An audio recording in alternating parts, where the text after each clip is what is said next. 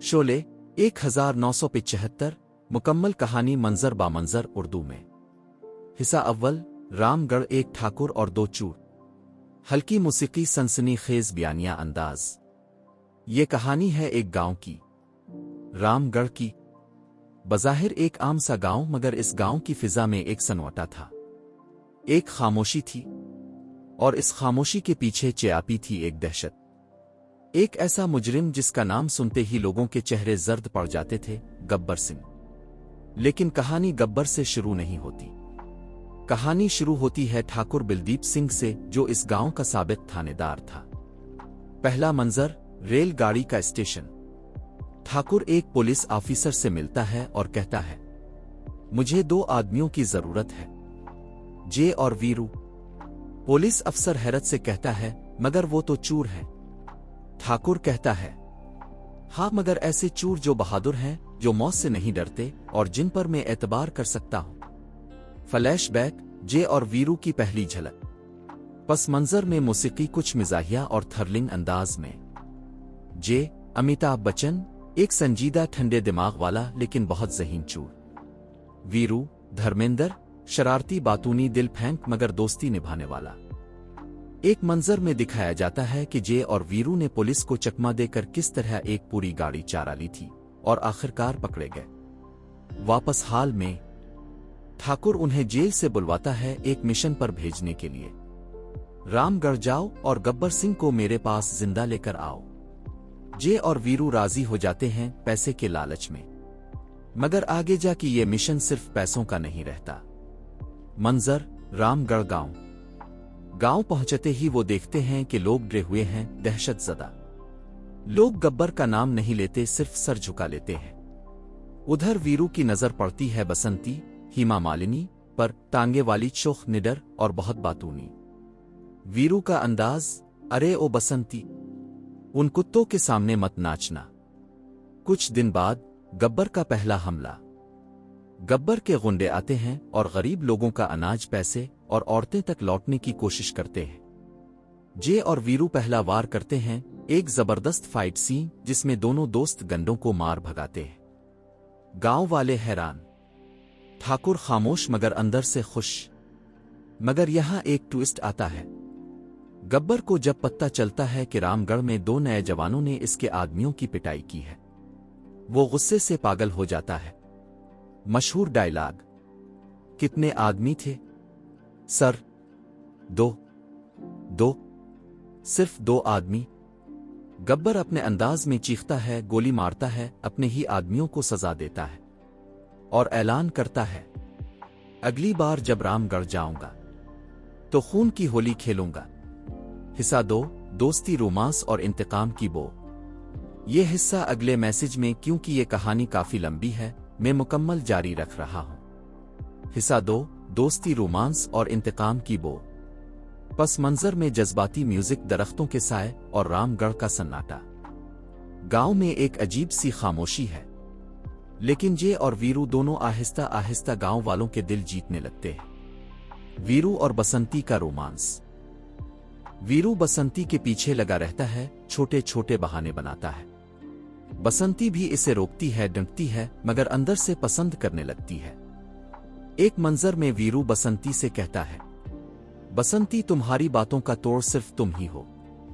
जे और राधा। दूसरी तरफ जे की मुलाकात होती है राधा, जिया भादुरी से, जो ठाकुर की बहू है।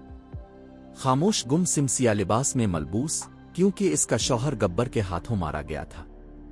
जे और राधा की मोहब्बत खामोश रहती है, बगैर अल्फाज के, मगर आंखों में जज्बात छलकते हैं। एक दिन की बात, बसंती जे और वीरू को नाच दिखाती है, सब हंसते हैं। ठाकुर दूर से देख रहा होता है। इसके चेहरे पर एक लम्हे को मुस्कुराहट आती है, मगर फौरन गम में बदल जाती है। गब्बर का दूसरा हमला। एक दिन गब्बर रामगढ़ पर चढ़ाई करता है। गांव वाले मुकाबला करते हैं, जे और वीरू भी लड़ते हैं। लेकिन यहां कहानी का सबसे बड़ा सदमा होता है। गब्बर ठाकुर के बारे में सच बोलता है। वो कहता है, ठाकुर, इसका क्या बिगड़ूंगा, इसके तो हाथ ही नहीं है।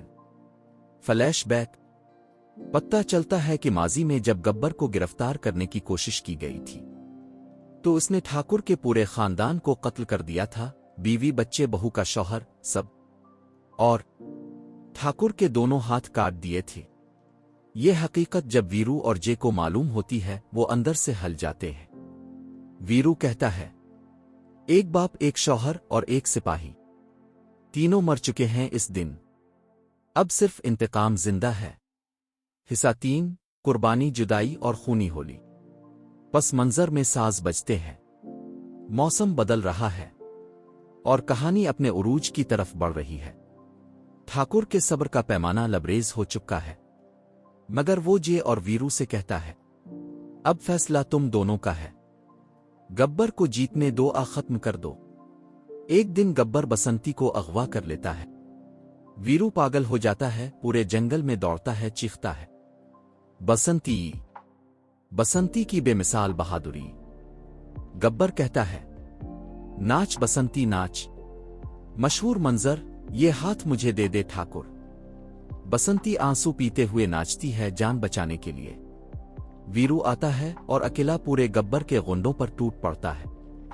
फाइट शुरू होती है, गोलियां, धमाके और खूनी होली का मंजर। जे वीरू को बचाने के लिए जाता है। दोनों दोस्त आखिरी बार एक साथ लड़ते हैं जैसे शेर, लेकिन अचानक एक गोली जे को लग जाती है। जे जमीन पर गिरता है। वीरू चीखता है,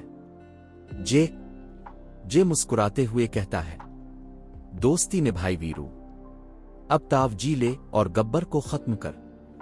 जे की मौत, कहानी का सबसे दिल दहला देने वाला मंजर। वीरू गुस्से, आंसुओं और दुख के साथ गब्बर पर टूट पड़ता है। आखिरकार गब्बर को मार गिरताता है। गब्बर को गिरफ्तार करने के बजाय ठाकुर खुद आता है। अपने कटे हुए हाथों से गब्बर को गिरा कर मारता है, लेकिन पुलिस आ जाती है और कहती है, कानून अपने हाथ में मत लीजिए ठाकुर साहब। गब्बर गिरफ्तार हो जाता है। आखिरी मंजर, वीरू रोते हुए जे का जनाजा तैयार करता है। राधा दौर से खड़ी आंखों में आंसू लिए देखती है। वीरू बसंती के साथ एक नई जिंदगी की तरफ रुखसत होता है, मगर पीछे एक दोस्त, एक भाई को छोड़कर। रामगढ़ फिर से रोशन हो चुका है, मगर एक चिराग हमेशा के लिए बुझ गया। मौसीकी आहिस्ता आहिस्ता खत्म होती है।